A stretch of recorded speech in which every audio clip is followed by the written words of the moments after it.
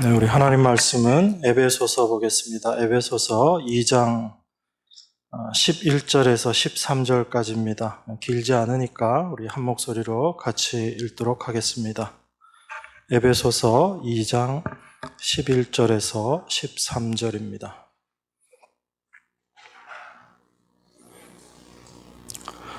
네, 함께 봉독합니다. 그러므로 생각하라. 너희는 그때 육체로 이방인이요 손으로 육체에 행한 할례당이라 칭하는 자들에게 무할례당이라 칭함을 받는 자들이라. 그때 너희는 그리스도 밖에 있었고 이스라엘 나라 밖의 사람이라. 약속의 언약들에 대하여 외인이요 세상에서 소망이 없고 하나님도 없는 자이더니 이제는 전에 멀리 있던 너희가 그리스도 예수 안에서 그리스도의 피로 가까워졌느니라. 아멘.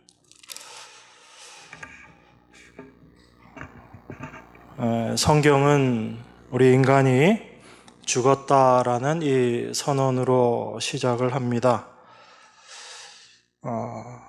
이 말씀이 참 의미가 있고 귀중한 말씀이다라는 생각이 듭니다.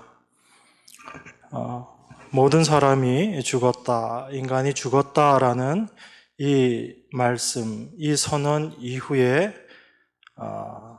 그 모든 내용들이 그 죽음을 올바로 알고 올바로 이해한 사람들에게만 그 나머지 말씀들이 다 적용이 되는 겁니다.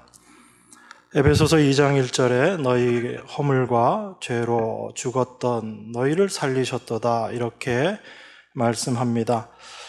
그렇기 때문에 이 성경의 모든 내용이라는 것은 죽은 자에게 행하신 바로 하나님의 일, 그것을 이야기하고 있는 게 성경입니다.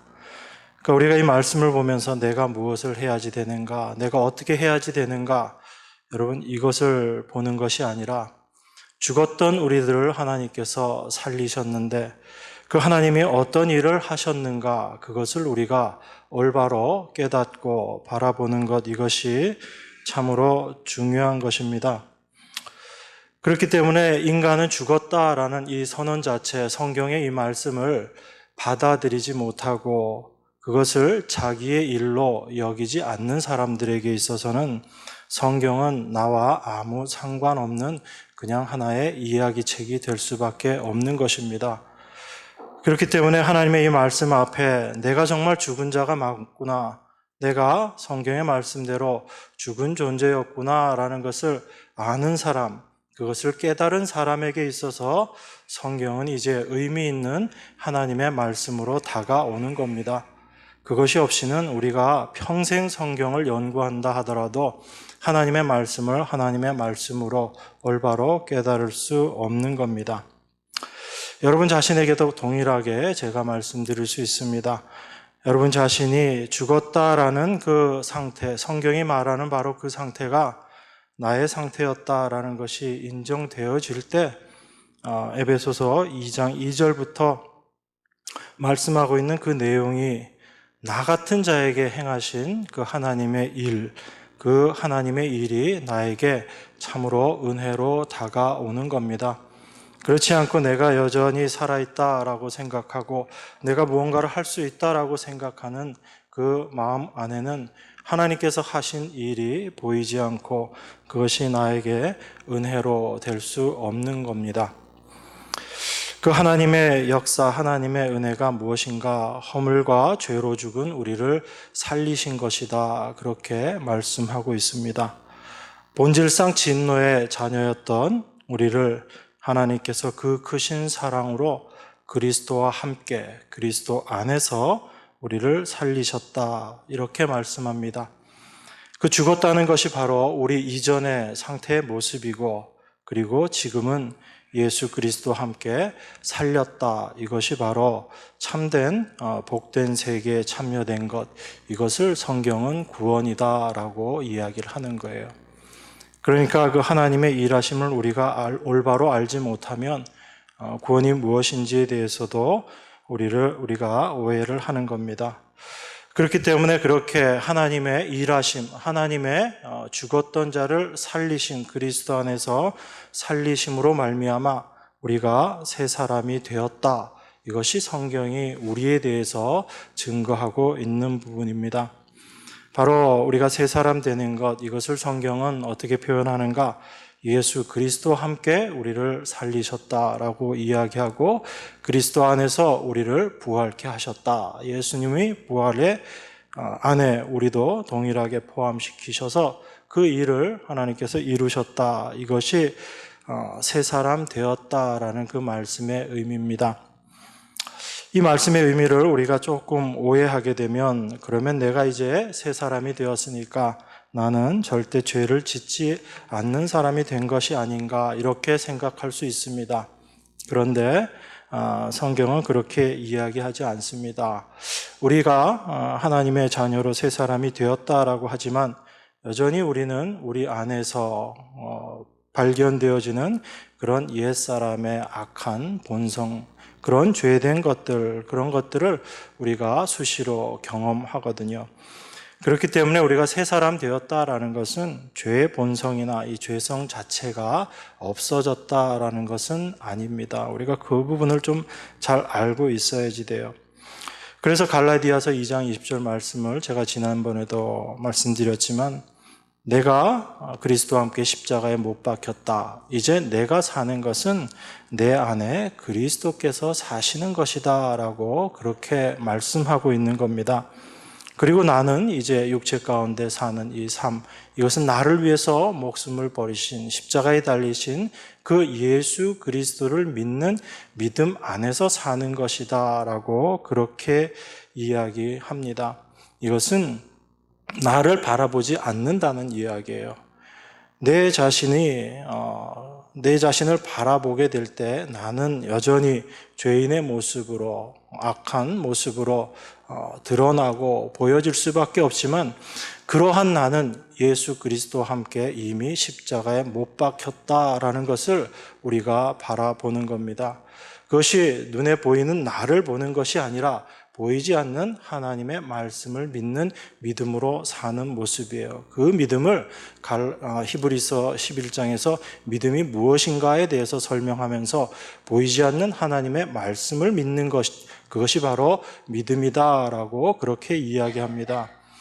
그러니까 자기 부인이라는 것, 내가 십자가에 달려 죽었다라는 것도 내가 억지로 그렇게 여기려고 해서 여겨지는 것이 아니에요. 내 안에 하나님으로 말미암은 예수 그리스도의 믿음이 내 안에 들어오게 되면 자연스럽게 그 믿음이 나를 어디로 끌고 가는가?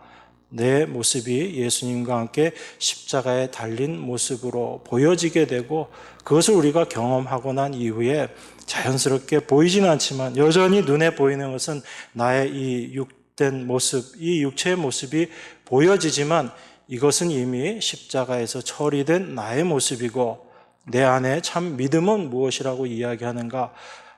나는 그리스도 안에서 이제 새 사람이 된 예수 그리스도만을 믿고 바라보며 사는 자가 되었다라는 모습으로 우리를 끌고 가고 우리를 인도하시는 겁니다. 그래서 새 사람 된 그리스도인은 그 안에서 이제 죄가 나오지 않는 것이 아니고 죄에 머물지 않는 자가 된 겁니다.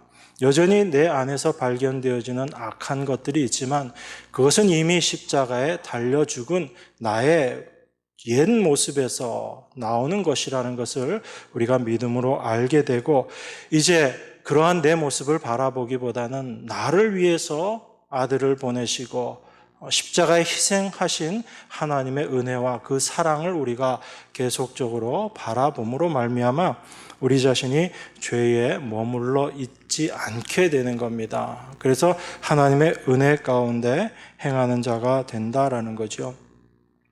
여러분, 우리가 그리스도 안이라고 이야기합니다. 이걸 그리스도와의 연합이라고도 이야기를 하거든요. 그런데 그 연합이라는 것을 우리가 오해하면 사람과 사람 간의 연합, 그런 의미로 이해할 수 있습니다. 여러분, 한 사람은 힘이 없습니다. 그럼 옆에 있는 사람과 연합하게 되면 서로 힘을 합치게 되는 거죠. 그게 사람들이 이야기하는 연합의 의미예요. 그렇지만 성경에서 이야기하는 그리스도와의 연합은 그리스도 안으로 들어가는 겁니다. 여러분, 그리스도 안으로 들어간다라는 얘기는 다시 말씀드리면 나라는 존재 자체가 없어진다라는 것을 이야기하는 거예요. 그 안에 들어갔을 때만 우리는 참된 평강을 누릴 수 있습니다. 참된 평화를 맛볼 수 있습니다. 이 예가 정확하게 설명할 수 있는 것은 아니지만 우리가 한번 생각해 볼 수 있습니다. 아주 폭풍우가 치고 심한 바람이 부는 그런 날에 아버지와 어린 아들이 길을 간다고 생각을 해 보십시오. 아이의 힘으로는 그 몰아치는 폭풍우를 이겨낼 수 없어요. 거기에 비바람에 바람에 노출이 되어서 힘든 한 걸음 한 걸음을 뛰어놓을 수밖에 없습니다. 그런데 이 아이가 그 아버지의 품 안에 푹 안겨 있다고 한번 생각을 해 보십시오. 그렇게 될 때는 이 아이는 자기 자신의 모습을 보는 것이 아니고 누구를 보게 되냐면 그 폭풍우를 뚫고 지나가고 있는 아버지의 모습을 보게 되는 거죠. 그때 이 아이는 참 평안함을 느낄 겁니다. 그런데 만약에 그 품 안에 있는 아이가 나는 여전히 나도 이 바람을 뚫고 나갈 수 있어요, 아버지라고 그 아버지의 품 속에서 그 아이가 버둥거리고 막 자기가 움직이겠다, 자기가 그 일을 하겠다라고 한다면 그 아이는 절대로 그 안에서 평안함, 평화를 경험할 수 없는 거죠. 우리가 그리스도 안이라는 것은 사실 그렇게 생각해 볼 수 있습니다. 내가 그리스도 안에 있다라는 것은 바로 나의 죽음, 나의 능력 이것을 다 내려놓는 그 모습이거든요. 그 어린아이가 아버지의 품 안에서 나는 죽었습니다라는 그런 마음으로 나는 이 폭풍우 앞에서 아무것도 할 수 없습니다라는 그런 마음으로 잠잠히 있게 될 때 그 아이는 가장 평온한 상태에서 그 비바람과 폭풍우를 헤쳐나갈 수 있게 되는 거죠. 그리고 그 폭풍우를 뚫고 나간 어린아이는 이렇게 얘기할 겁니다. 내 힘으로 한 것이 아니고 아버지의 힘으로 내가 이곳을 지나왔다라고 이야기할 거예요. 여러분, 그게 그리스도인의 삶이에요. 여전히 나를 바라보면 나는 어린아이일 수밖에 없고 내 안에서 나올 수 있는 것, 나는 무능한 자일 수밖에 없지만 그런 나를 그리스도 안에서 나를 내려놓고 그 주님만 바라보고 주님만 의지하는 것, 그게 그리스도 안에서 살아가는 성도들의 삶의 모습입니다. 그런데 우리 인간의 본성이 이렇게 되지를 못하는 거예요. 끊임없이 나라는 존재의 가치를 드러내기를 원하고 내가 죽었다라고 인정하기보다는 내가 살아있다라는 것을 확인하고 싶어 하는 것이 인간들의 본성입니다. 그래서 뭘 해도 내가 살았다라는 것을 좀 드러내고 싶어지는 거죠. 내가 아무것도 하지 않게 되면 내가 죽은 것으로 느껴지고 거기에서 나의 존재 가치를 느끼지 못하기 때문에 끊임없이 내가 살았다라는 것을 확인하고 싶어 하는 것이 인간의 본성이에요. 그렇기 때문에 그 본성을 가지고는 절대로 하나님의 믿음 안에 우리가 거할 수 없는 겁니다. 그래서 그 믿음이라는 것이 우리 안에서 절대 나올 수 없는 거예요. 우리 안에서 나올 수 있는 신념, 확신, 우리의 어떤 의지, 이 모든 것들이 믿음이라는 것 앞에서 아무 의미 없다라는 것이 하나님의 백성들의 삶을 통해서 나타나지는 겁니다.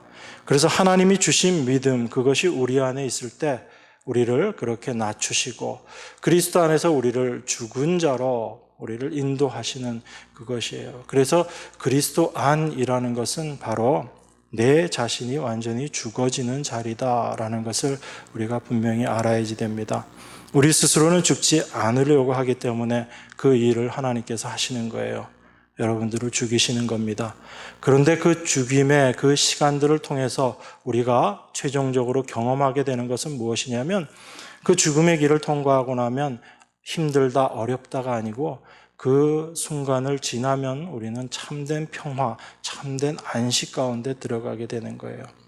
그래서 여러분들의 삶 가운데 하나님께서 어떤 일들을 버려라, 그것을 내려놓아라라고 명령하실 때 그것 버리면 죽을 것 같거든요. 그것 내려놓으면 도무지 나는 살 수 없을 것 같아요. 그것 내려놓으면 너무너무 아까울 것 같은데 하나님은 그거 내려놓게 하시거든요.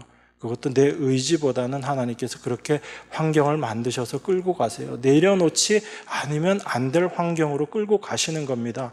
그런데 그렇게 내려놓고 나면 안타깝고 아쉽고 그렇게 되어야지 되는데 그렇지 않거든요. 주님이 우리 안에서 역사하시면 그것 버림으로 말미암아 내 안에 참된 기쁨이 옵니다. 참된 평안이 와요. 그것을 우리가 성도의 삶 가운데 삶을 통해서 계속 경험해 나가는 거죠. 그 경험들을 통해서 우리 안에 점점 쌓이게 되는 것이 하나님에 대한 사랑이고 하나님에 대한 신뢰예요. 아, 정말 내 아버지시구나. 그것을 우리가 경험해 나가는 겁니다. 하나님께서는 우리에게 그것 요구하시는 거예요. 그래서 나를 바라보지 않고 오직 주님만 바라보는 자로 만들어 가시는 거예요. 여러분, 그게 하나님께서 우리 가운데서 행하시는 하나님의 선한 일입니다. 여러분들이 여러분의 삶 가운데 드러내어 놓아야 할 선한 일이라는 게 바로 그거예요. 내가 무엇을 해서 하나님 앞에 올려드리는 것이 아니고 하나님이 이런 나를 하나님의 백성으로 만들어 가시는 그 삶에 대한 고백, 그 간증, 그것이 여러분이 하나님 앞에 또 세상 가운데 드러내놓게 되는 선한 일입니다. 그 선한 일에서는 절대로 내가 한 것이 하나도 있을 수가 없는 거예요. 오직 하나님의 일하심만 드러나는 겁니다. 그래서 그 선하신 하나님이 보시기에 좋은 것, 그것이 바로 하나님 홀로 일하시는 모습이다라는 거예요. 그렇기 때문에 우리가 그리스도 안에서의 삶이라는 것은 철저하게 내 자신의 모습이 죽어지는, 나는 없는 그 삶의 모습을 이야기합니다. 그래서 하나님께서 우리를 그렇게 만들어 가시는 거예요. 하나님 알지 못했을 때 우리의 모습이 어떠했는지를 말씀을 통해서 깨닫게 하시고 그런 나를 하나님께서 지금 어떤 모습으로 만들어 놓으셨는가 그것을 우리에게 깨닫게 하시는 겁니다. 오늘 읽은 본문 말씀 11절이 이렇게 시작합니다. 그러므로 생각하라 이렇게 이야기합니다. 뭘 생각하라는 이야기죠? 앞에 했던 그 말씀들을 생각하라는 얘기예요. 2장 1절부터 10절까지 나와 있는 그 말씀들을 너희가 생각하라는 겁니다. 우리 인간의 본질, 인간의 실상이 어떠한지를 깨닫고 그리고 그 하나님의 은혜와 사랑이 어떤 것인지를 너희들이 생각하라. 그 말씀을 하는 겁니다. 그것을 통해서 이제 우리는 분명하게 알아지는 것이 있다라는 거죠. 그게 뭐냐면 그때와 이제를 우리가 이제 구별하게 되는 겁니다. 하나님을 알지 못했고 하나님 앞에 불순종의 자녀로 있었을 때 그 모습과 이제 하나님께서 우리를 살리시고 난 이후에 지금의 모습이 어떻게 바뀌어져 있는가 그것을 우리가 생각할 수 있게 되는 겁니다.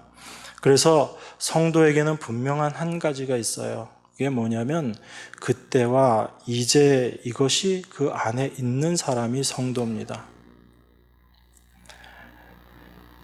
하나님을 알지 못했을 때, 하나님의 백성이 아니었을 때의 그때와 이제 하나님의 백성이 되고 난 지금의 이때, 이것이 분명하게 구별되어지는 사람, 그 경험이 있는 사람, 그것을 우리가 성도라고 이렇게 이야기합니다.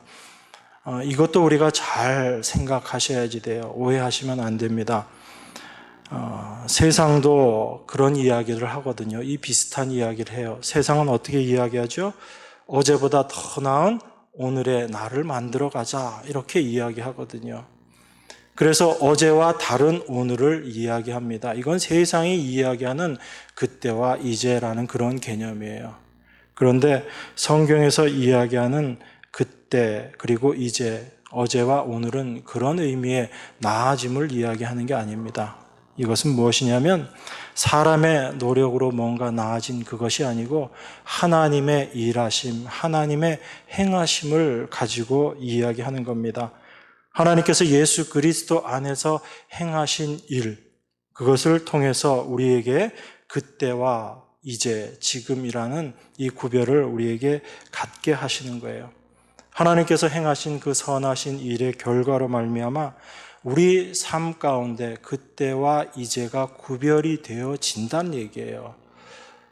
어제보다 조금 더 나아져 있는 나, 이런 차원이 아니란 이야기입니다. 우리는 자꾸 신앙생활을 생각하면서 그런 생각을 가져요. 내가 어제는 요만큼밖에 순종 못했는데 오늘은 이만큼 순종하고 내일은 더 많이 순종하고, 거기에는 무엇이 있는 거지요? 나라는 내가 중심이 되어 있는 거예요. 성경은 그렇게 구별을 이야기하지 않습니다. 어제는 불순종의 자녀였다가 지금 나는 하나님의 택하신 새 사람으로 바뀌었다. 이걸 성경이 이야기하는 거예요. 그 안에서 여러분 각자 안에서 하나님께서 행하시는 부분들은 조금씩 다를 수 있지만 성경이 이야기하는 그때와 지금이라는 것은 구별을 이야기하는 겁니다. 좀 더 나아지고 좀 덜 나아지고 그 차원이 아니라는 거예요. 내 안에 이 구별함이 분명하게 자리 잡고 있다면 그 구별함이 우리 안에 어떤 믿음을 주는 것인가? 내 안에서 착한 일을 시작하신 이가 그리스도인데 그 그리스도의 날까지 온전히 이루실 줄을 내가 확신한다라는 그 믿음으로 우리에게 다가오는 겁니다. 그것은 절대적으로 하나님이 일하심을 우리가 믿는 거죠. 그게 믿음, 그게 성도예요. 그게 아니고 내가 이제 하나님의 은혜를 알았으니까 내가 열심히 해서 좀 더 나은 그리스도인이 되고 좀 더 나은 성도가 되어서 내가 하나님을 기쁘게 해드려야 되겠다. 그건 여전히 우리가 내 자신에게 속을 수 있는 모습이라는 겁니다. 그렇다고 해서 성도에게 열심히 나오지 않는가? 그렇지 않아요. 여러분, 하나님의 사랑을 우리가 알아가면 알아갈수록 여러분의 삶의 모습도 겉으로는 바뀌어지는 것들이 분명히 있어요. 정말 사랑하면 그 사람을 위해서 헌신하게 되지요. 여러분들도 다 그런 때를 한 번쯤 겪어봤잖아요. 그죠?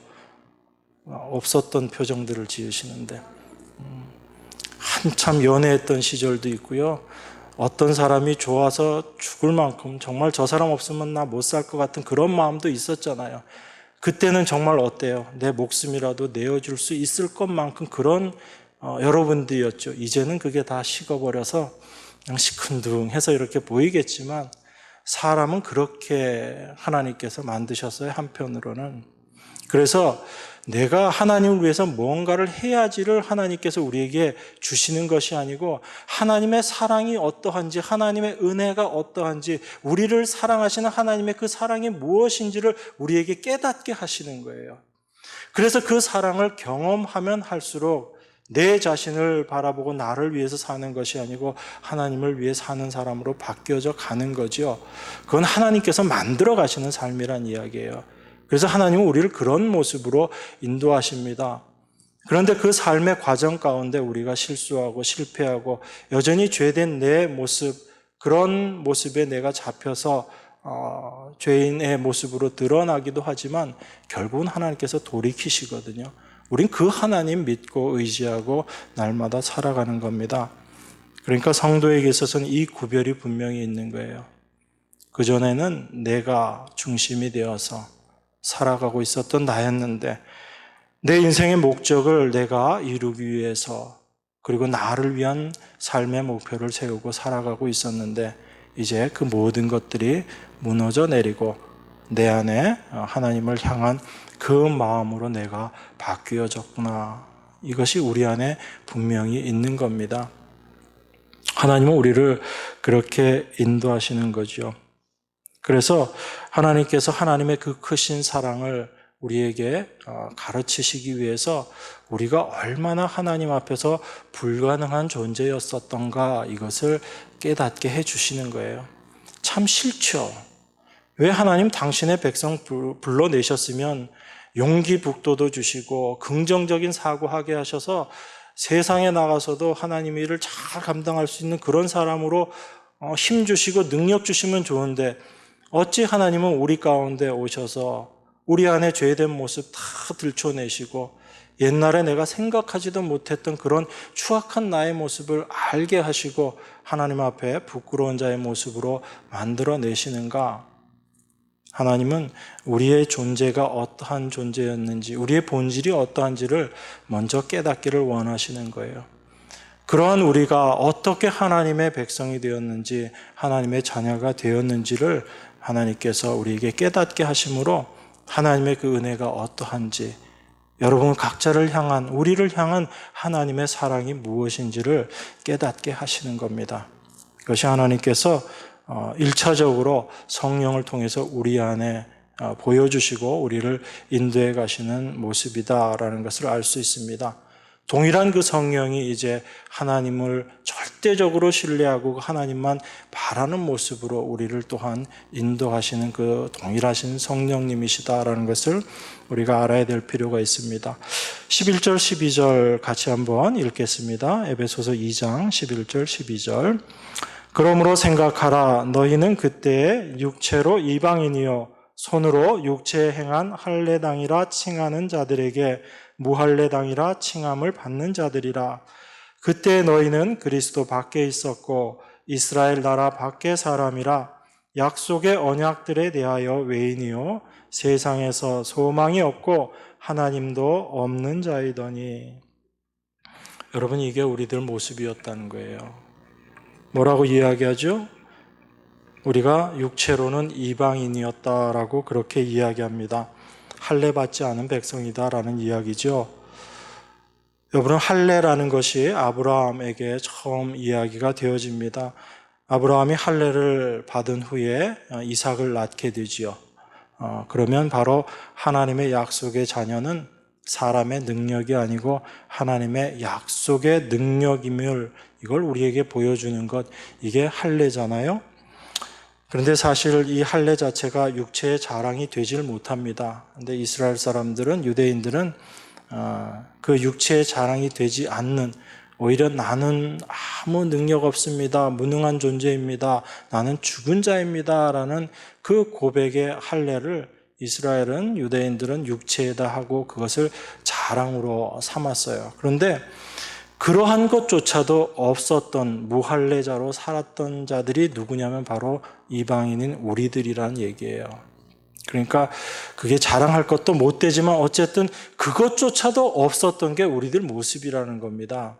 그러니까 뭐 할례는 난 그래서 할례 자랑 안 해, 이런 거야 아니고 그것조차, 그런 것조차도 없었던, 하나님의 말씀을 올바로 알지도 못했던 유대인이었지만 그래도 그 근거라고도 있었는데 그것조차도 없었던 게 바로 우리들의 모습이었다라고 이야기합니다.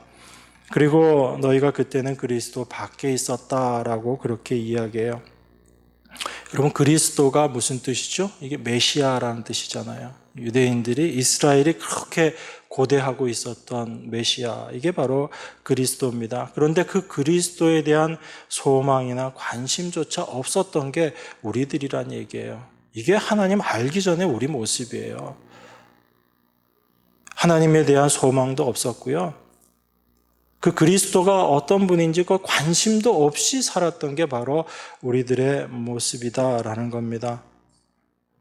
그런데 그렇게 그리스도를 기다렸던 유대인들조차도 예수 그리스도를 오히려 배척해버렸죠. 십자가에 못 박아 달아버렸습니다. 그래서 유대인이나 이방인이나 다 죄 아래 갇혀 있다라고 이야기하는 것이 우리 인간들의 실상이다라는 이야기예요.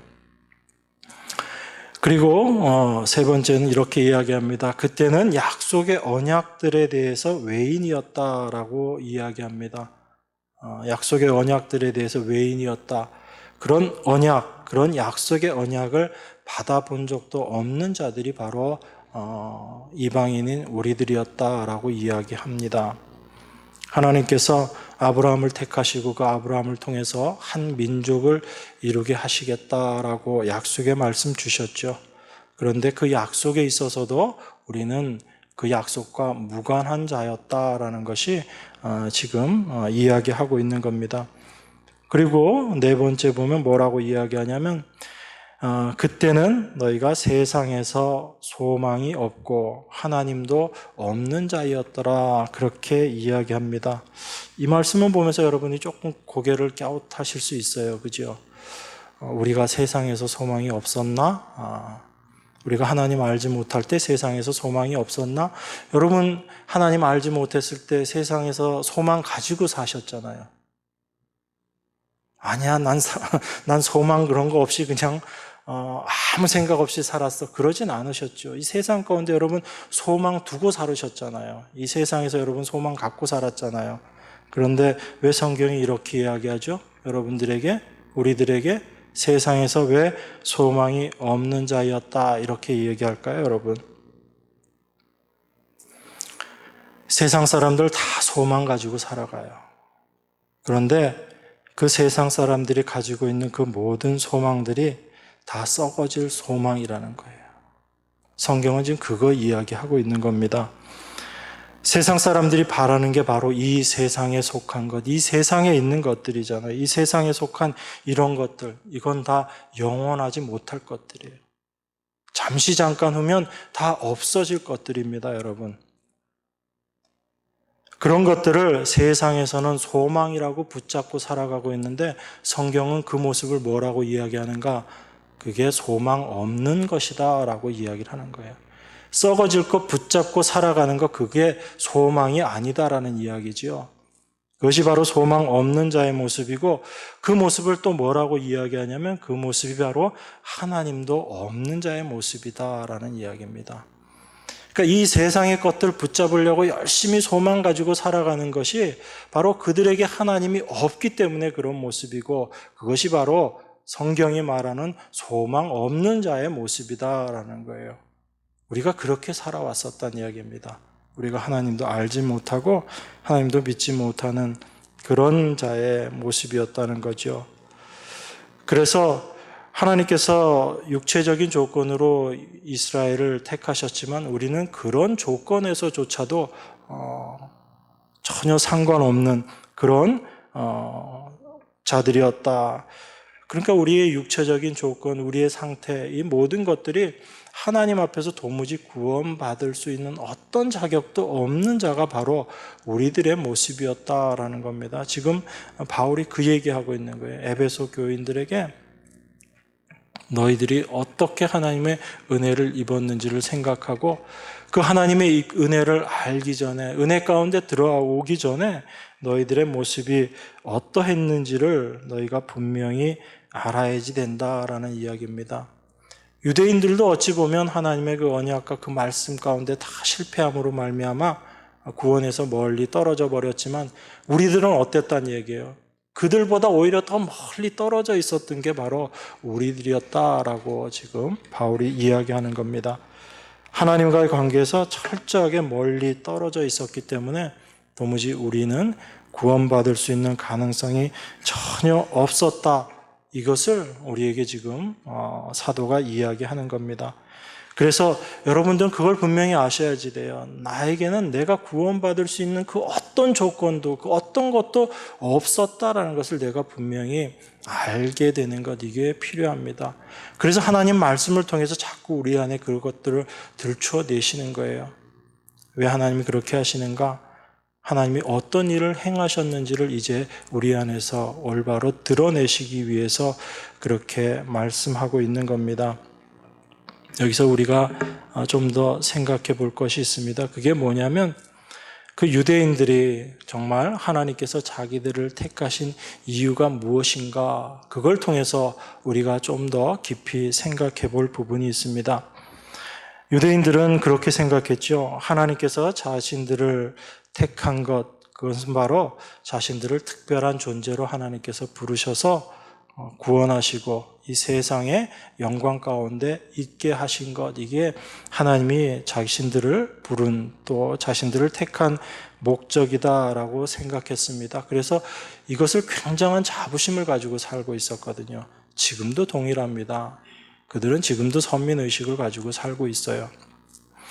그런데 하나님께서 이스라엘 백성들을 택하신 것은 사실 이스라엘이 그렇게 생각했던 것과는 다른 모습, 다른 의도였다라는 것을 우리는 말씀을 통해서 알아내야지 됩니다. 그건 뭐냐면 이스라엘은 자기 자신들이 성공한 민족이 되게 하는 것, 그래서 이 세상 가운데 머리가 되는 것, 이것 자체가 하나님의 뜻이었다라고 그렇게 이해했지만 하나님께서는 이스라엘을 세우셔서 우리에게 무엇을 보여주기를 원하시는가? 바로 그들의 이스라엘의 실패를 통해서 우리 인간의 실패를 보여주시기 위함이 더 큰 목적이다라는 것을 우리가 생각해야지 됩니다. 하나님께서는 이스라엘에게 최고의 조건을 만들어 주셨어요. 어떻게 하셨죠? 하나님께서 언약을 주시고 율법을 주시고 선지자 보내시고 수많은 이적들을 행하셨잖아요. 이스라엘에게. 그 수많은 이적들을 체험하고 그 모든 조건들을 주었지만 이스라엘은 결국 어떻게 되죠? 그러한 모든 것들로 자기 자신을 구원해내는데 실패하게 되는 거예요. 하나님이 지금 그거 우리에게 보여주시는 거예요. 이스라엘에겐 이런 좋은 조건을 주시고 이방인은 아니니까 이스라엘이 더 우월하고 너희들은 이스라엘의 앞에서 고개를 숙이고 지내라, 그런 의도로 하나님께서 세우신 그것이 아니다라는 이야기예요. 하나님께서 인간이 가질 수 있는 최고의 것을 다 주셨지만 그것으로도 절대 구원을 이루어낼 수 없는 것이 바로 이스라엘이고 바로 그것이 인간들의 모습이다라는 것을 하나님께서 우리에게 지금 보여주시는 겁니다. 지금도 크리스찬이라고 이야기하는 사람들이 이런 거 얻겠다고 하잖아요. 지금도 어디서 이적이 있다 그러면 뭐 바람같이 구름같이 모이고요. 이스라엘처럼 그렇게 하나님의 이적, 기적을 경험했던 민족이 어디 있습니까? 날마다 먹이시고 늘 함께 하시고 그들은 아예 이적을 달고 살았던 민족이잖아요. 그런데 그들은 하나님을 올바로 아는데 실패해버렸죠. 그러니까 그런 것들이 우리를 절대로 하나님의 은혜 가운데로 인도하지 못한다라는 것을 우리가 알아야지 되는 거예요.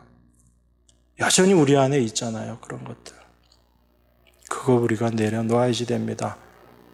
그것이 절대로 나를 하나님께로 나아가게 하는 어떤 척도가 되지 못한다라는 것을 우리가 분명히 알아야 돼요. 하나님의 백성들은 하나님이 어떠한 분인가, 그 하나님의 은혜를 더욱더 알아감으로 말미암아 하나님을 더 경험해 나가는 백성들이죠. 어떤 이적을 통해서 그 하나님을 알아가는 그런 백성들이 아니다라는 겁니다.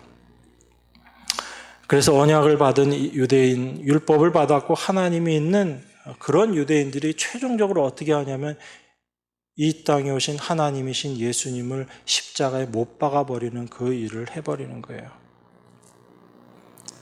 그러면 그러한 유대인들이 실패를 했다면, 하나님을 알고 하나님을 섬기는데 실패했다면 그런 조건조차도 없었던 우리들은 어떤 모습으로 있어야지 되는 것이 당연한 것인가, 그걸 우리가 이 말씀들을 통해서 생각해 봐야지 되는 겁니다. 그래서 그런 내가 구원받았다면, 내가 하나님의 백성이 되었다면 이 모든 것들이 바로 하나님의 은혜와 그 하나님의 사랑으로 된 것이다. 그걸 우리가 분명히 알아야 되는 거죠. 그걸 지금 생각해 보라. 이것이 사도가 우리에게 이야기하는 겁니다. 그러므로 생각하라. 여러분, 우리는 이걸 생각해야지 되는 거예요. 내 모습이 어떠한지, 하나님의 은혜가 무엇인지 이것을 우리가 생각해야지 됩니다. 그리고 그때의 내 모습, 그리고 지금의 나의 모습에서 무엇이 달라진 것으로 나에게 지금 구별되어지는 것인지 우리가 이걸 생각해야지 됩니다. 여러분에게 지금 그때와 지금 이 구별이 여러분 안에 분명하게 자리 잡고 있는가? 내가 예수님 믿기 전하고 지금 나의 어떤 부분들이 바뀌어져 있는가? 이걸 우리가 생각해야지 됩니다. 이거 생각하지 못하면 그저 세상 살아가는 사람 삶의 모습으로 살 수밖에 없다라는 거예요. 여러분의 그때 소원과 지금의 여러분들의 소원이 바뀌어졌는가? 아니면 여전히 그때 바라고 있었던 그 소원을 지금도 여전히 바라고 있는가? 여러분의 삶의 목표와 가치가 그때와 지금과 과연 바뀌어져 있는가? 여러분들 그거 점검하셔야지 되는 거예요. 내가 그 모습으로 되어 있지 못하다면 우린 그거 붙잡고 하나님 앞에 기도하고 나아가야지 되는 거예요. 여전히 나는 그런 옛 것에 붙잡혀서 아직도 그 모습으로 그것이 좋다고 그렇게 붙잡고 있습니다. 하나님, 이게 나의 모습입니다 라고 하나님 앞에 여러분 그 문제 가지고 나가셔야지 되는 겁니다. 그래서 참 복음, 십자가의 복음 안으로 우리가 들어가게 되면 그 안에서는 예수 그리스도의 공로와 하나님의 은혜만 드러날 수밖에 없어요. 거기서는 절대로 인간의 공로나 행함이나 이런 것들이 있을 수가 없는 겁니다. 오직 하나님의 은혜만이 드러나게 되는 그 세계, 그것이 바로 복음의 세계다라는 것을 우리가 분명히 알아야지 됩니다. 하나님께서 우리 안에서 이 일을 이루어 내신 거예요. 내실 것도 아니고요. 하나님께서 이 일을 완성해 놓으셨습니다. 2장 13절 같이 한번 읽겠습니다. 2장 13절. 이제는 전에 멀리 있던 너희가 그리스도 예수 안에서 그리스도의 피로 가까워졌느니라. 이렇게 이야기합니다. 좀 전에 말씀드렸던 것처럼 유대인도 그들 스스로의 힘으로 구원받는 것엔 실패했죠. 그들에게 주어진 율법이나 할례나 어떤 것들도 구원의 능력이 되지 못했다라는 겁니다. 그렇기 때문에 유대인이나 이방인이나 하나님께 가까워지고 구원에 이르게 하는 것은 무엇밖에 없다? 예수님의 피밖에 없다라는 것이 지금 사도가 우리에게 이야기하는 거예요. 여러분, 그렇기 때문에 예수님의 피, 이것 외에 다른 모든 것들은 무의미한 것이다라는 것을 지금 우리에게 이야기하고 있는 겁니다. 바로 예수 그리스도의 피로 가까워졌다라는 이 말씀은 예수님의 죽으심을 통해서 우리가 그때에서 이제 지금으로 우리가 넘어올 수 있다라는 이 말씀이에요. 그런데 우리들은 늘 예수 그리스도의 피, 예수님의 피 이렇게 이야기하니까 이 말 자체에 거부감이 없지요. 당연히 예수님의 피지라고 우리가 그렇게 생각하지만 사실 이 예수님의 죽으심 이것이 유대인들에게 있어서나 이방인들에게 있어서나 어떻게 받아들여지게 되는가? 이것은 바로 하나님의 실패, 예수님의 실패로 받아들여지거든요. 왜 유대인들이 그 예수님을 안 믿죠? 저주받은 모습으로 십자가에 달려 죽었기 때문에 그래요. 그러니까 예수님을 실패한 선지자다 이렇게 유대인들이 생각하는 거예요. 다른 종교에서도 마찬가지고요. 하나님 믿지 않는 사람들은 그렇게 생각하는 겁니다. 어떻게 예수님께서 이 땅에 메시아로 오셔서 당신의 백성들을 구원하여 내신다라고 하는데 그분이 십자가에 달려서 저렇게 피 흘리는 모습으로 죽어버릴 수 있는가? 그것이 유대인뿐만 아니라 믿지 못하는 모든 자에게는 그것이 예수님의 실패, 하나님의 실패로 보여지는 겁니다. 그렇기 때문에 십자가라는 건요, 우리가 믿음 안에서 십자가를 이야기하지만 그 밖에서 십자가를 바라보게 되면 그 십자가는 뭐냐면 저주일 수밖에 없어요. 그건 실패일 수밖에 없는 겁니다. 그런데 우리는 그 십자가가 전부다라고 생각하고 그 십자가를 믿고 있는 거잖아요. 세상 모든 사람들이 실패로 바라보고 저주로 바라보는 그 십자가 예수 그리스도의 피가 여러분들에게는 어떻게 다가와요? 가장 귀한 것으로 다가오잖아요. 그 주님의 십자가가 아니었다면, 예수님의 그 피 흘리심이 아니었다면 내가 어떻게 되었겠는가? 이것을 아는 자들로 하나님께서 만들어 주셨잖아요. 이게 하나님의 은혜라는 거예요. 그러니까 우리는 너무 그 하나님의 은혜에 대해서 몰라요. 나는 그냥 구원 받았으니까 그렇게만 생각하고 정말 그 하나님의 은혜가 어떻게 나를 당신의 백성으로 나를 부르셨는지에 대한 그런 생각들이 없는 거예요. 그렇기 때문에 우리의 삶을 되돌아보는 부분에 있어서도 많은 경우에 우리가 실패하는 겁니다. 그래서 고린도전서에서 그렇게 말씀하는 거예요. 이 십자가의 도, 예수 그리스도의 십자가의 피 흘리심으로 말미암아 하나님께서 당신의 백성들을 건져내시고 구원하셨다라는 이 십자가의 도가, 이 진리가 멸망하는 자들에겐 미련한 것이요. 이렇게 이야기하는 겁니다. 하나님의 은혜를 경험하지 못한 자, 하나님을 알지 못하는 자들에게는 이 예수 그리스도의 십자가가 어떻게 보일 수밖에 없다고요? 미련한 것으로 보일 수밖에 없다라고 그렇게 이야기하는 겁니다. 그렇지만 구원을 얻는 우리에게는 이것이 하나님의 능력이 된다라고 지금 그렇게 우리에게 말씀하시는 겁니다. 그래서 오직 부르심을 입은 자들에게는, 하나님께로부터 부르심을 받은 자들은, 유대인이나 헬라인이나 그리스도는 하나님의 능력이요 하나님의 지혜다라고 그렇게 이야기하는 거예요. 그래서 나에게 그 십자가의 의미를 올바로 깨닫게 해주시고 그 십자가의 은혜 가운데 거하게 하신 분, 그 하나님의 은혜, 그것이 바로 우리가 부르심을 받은 자다라는 것을 알 수 있는 하나님의 능력이 되는 것이죠. 그래서 이 예수 그리스도의 피로만 우리의 구원이 일어난다라는 것을, 이것을 믿는 것, 이거 믿는 것 자체가 바로 인간의 능력, 사람의 능력이 아니다라는 거예요. 이 모든 일에 하나님께서 성령을 통해서 우리에게 이 일들을 이루어 내시는 겁니다.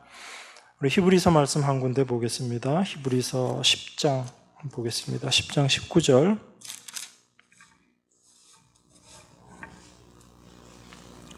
10장 19절에서 우리 22절까지 같이 봉독하겠습니다. 히브리서 10장 19절에서 22절입니다. 그러므로 형제들아, 우리가 예수의 피를 힘입어 성소에 들어갈 담력을 얻었나니 그 길은 우리를 위하여 휘장 가운데로 열어놓으신 새롭고 산 길이요 휘장은 곧 저의 육체니라. 또 하나님의 집 다스리는 큰 제사장이 계심에 우리가 마음의 뿌림을 받아 양심의 악을 깨닫고 몸을 맑은 물로 씻었으니 참 마음과 온전한 믿음으로 하나님께 나아가자. 형제들아, 우리가 예수의 피를 힘입어 성소에 들어갈 담력을 얻었다니, 이렇게 이야기합니다. 여기서 성소라고 표현되어 있지만 여기는 굳이 성소와 지성소를 구분하자면 지성소를 이야기하는 거예요. 지성소에는 하나님의 임재가 있는 것입니다. 하나님을 만날 수 있는 곳이 지성소지요. 그 지성소의 법궤 위에 또 시은좌, 예수 그리스도의 피 뿌림의 흔적이 있는 곳, 바로 그곳이 우리가 하나님을 만날 수 있는 곳이에요. 내 힘, 내 능력으로 하나님 앞에 나아가는 것이 아니고 나는 죽은 자이다. 어떤 모습으로? 예수 그리스도 안에서 죽은 자임을 고백하는, 그래서 예수 그리스도의 피만을 의지하는 자들이 하나님 앞에 담대하게 나아갈 수 있는 자들이다라고 그렇게 이야기합니다. 그래서 예수의 피를 힘입어 우리가 성소에 들어갈 담력을 얻었나니라고 그렇게 이야기하고요. 그러한 자들이 온전한 믿음으로 하나님께 나아가서 그 주님을 만날 수 있는 자들이다라는 그런 말씀을 하고 있습니다. 그런데 여기에 보면 20절에 이렇게 말씀하죠. 그 길은 우리를 위하여 휘장 가운데로 열어놓으신 새롭고 산 길이요 휘장은 곧 저의 육체니라. 이 휘장이 누구라는 이야기예요? 예수님이란 이야기죠. 예수님이 십자가에 달리심으로 말미암아 그 육체가 찢어질 때 이 휘장이 위에서 아래로 갈라지면서 성소와 지성소가 하나가 되어버린 거죠. 그래서 하나님을 만날 수 있게 우리들이 된 겁니다. 그런데 우리가 이 말씀을 자세히 보면 이 땅에 하나님의 아들로 오신 예수 그리스도가 오히려 어떤 자들에게는 하나님께 나아가는 것을 막아버리는 분이 된다라는 거예요. 성소와 지성소를 누가 지금 가로막고 있는 거죠? 예수님이 가로막고 있는 거예요. 그러니까 이 예수님을 올바로 알지 못하고 이 예수님을 하나님으로 알지 못하는 자들에게는 예수님이 오히려 무엇이 된다? 걸림돌이 되는 거예요. 하나님께 나아가는데 걸림돌이 되어버리는 거예요. 그래서 로마서에서 그 얘기하고 있잖아요. 예수님을 대해서 뭐라고 이야기해요? 로마서 9장 33절에 부딪히는 돌과 거치는 반석이다라고 이야기하죠. 어떤 자들에게는 예수님이 이런 모습으로 다가갈 수밖에 없어요. 믿음을 의지하지 않고 자기의 행위를 의지하는 자. 자기 행위를 의지한다는 게 뭐죠? 여전히 내가 할 수 있다, 나의 능력을 붙잡고 있는 자들에게는 예수님이 오히려 하나님께 나아가는데 걸림돌이 되는 거예요. 여기에 다 걸려 넘어간 사람들이 누구예요? 유대인들이었잖아요. 예수님을 믿지 않는 세상 사람들. 유대인들의 입장에서 예수님이 어떤 사람이에요? 어떤 분이세요? 하나님께로부터 저주받아 죽은 자. 이방인들에게는 어떤 자예요? 그저 열심히 일한다고 하면서 사랑을 이야기하다가 십자가에 달려 죽어버린 자. 이게 세상과 유대인들이 바라보고 있는 예수님의 모습이죠. 참 믿음 가운데로 들어가지 못하면 그 예수님이 오히려 하나님께로 가는 데 있어서의 걸림돌이 될 수밖에 없다라는 거예요. 사실 우리 모두가 다 거기에 걸려 넘어질 수밖에 없는 자들이에요. 그런데 그런 우리를 하나님께서 우리 안에 믿음을 주시고 예수 그리스도의 십자가의 죽으심이 무엇인지를 우리 안에 깨닫게 하시고 알게 하심으로 말미암아 그 예수 그리스도의 피를 힘입어서 하나님 앞에 나아갈 수 있는 자로 우리를 그렇게 만들어 주신 거죠. 이게 하나님께서 우리에게 행하신 하나님의 일입니다. 그래서 나는 여전히 본질상 진노의 자녀였었던 자이고 내가 죄와 사망이 왕노릇하는 그런 자였는데 그런 나를 하나님께서 이제 하나님의 자녀가 되게 하시고 참된 생명이 왕노릇하는 그런 곳에서 성령의 이끌리심을 받는, 성령의 인도하심을 받는 자로 우리를 만들어 주신 것, 바로 이것이 예수님께서 십자가에서 흘리신 그 피로 말미암아 우리를 그렇게 인도하셨다라는 겁니다. 그러니까 우리가 십자가 앞에 서게 되면 절대 자기의 자랑이 있을 수가 없는 겁니다. 그래서 예수 그리스도를 알아가면 알아갈수록 우리 삶 가운데 나오는 고백은 뭐냐면 십자가 외에는 자랑할 게 없습니다 라는 이 고백이 나오는 거예요. 그냥 성경 말씀을 외워서 십자가 말고는 자랑하지 않습니다 이게 아니고 그 십자가 앞에 나아가고 보니까 나는 죽은 자가 될 수밖에 없다라는 것을 우리가 알게 되고 그 십자가 앞에서 내가 자랑할 수 있는 것은 나는 날마다 죽습니다라는 이 고백밖에 못하게 된다는 얘기예요. 이것이 바로 성령께서 우리 안에서 행하시는 능력이에요. 나는 날마다 죽습니다. 이거 절대로 내 힘으로 할 수 없는 거거든요. 주님이 우리 안에서 이 일들을 이루어내시는 겁니다. 그래서 내 자신이 죽었다라는 것을 알게 되고 이런 나에게서 그 어떤 선한 것도 나올 수 없다라는 것을 우리가 깨닫게 되고 그걸 받아들이게 될 때 그 십자가의 능력으로 잡힌 바 되어서 그 다스림을 받는 것, 이게 바로 교회라는 거예요. 그래서 교회에서는 절대 자기 자랑이 나오질 못하는 겁니다. 하나님이 우리를 그런 자들로 만드셨어요. 그래서 우리가 예수 그리스도의 피를 의지하고 나간다라는 것은 한편으로는 하나님은 우리를 보시지 않으시고 예수님의 보혈만 보신다라는 그 의미도 되는 거예요. 그래서 나를 바라보지 않고 오직 예수 그리스도만 바라보는 것, 그 주님만 의지하고 그 주님의 보혈의 능력만 붙잡고 나아가는 것, 그런 사람들의 삶 가운데는 날마다 핏부림의 은혜가 있는 거예요. 그런 사람들에게는 그 말씀이 날마다 나를 깨끗하게 씻기는 그 씻음의 말씀이 되는 거예요. 그래서 그 풋뿌림을 얻고 물로 씻고 정결한 마음으로 온전한 믿음을 가지고 우리가 하나님 앞에 나아갈 수 있는 것은 바로 나의 어떠함이 아니고 나를 위해 십자가에서 피 흘리신 그 예수 그리스도의 공로가 나를 그렇게 인도하신다라는 겁니다. 그래서 우리 자신이 늘 그 예수 그리스도의 피를 바라보고 그것을 의지하는 것, 그게 바로 믿음으로 우리 안에 역사하는 겁니다. 우리가 그 믿음을 받았어요. 그 하나님을 우리가 날마다 바라보고 살아야지 될 줄 믿습니다. 그런 자들의 마음 가운데 우리 다윗이 고백한 말씀대로 허물의 사함을 받고 자신의 죄가 가려진 자는 복이 있도다. 마음에 간사함이 없고 여호와께 정죄를 당하지 아니하는 자는 복이 있도다라는 이 참된 복을 우리가 날마다 누리며 살아가는 거예요.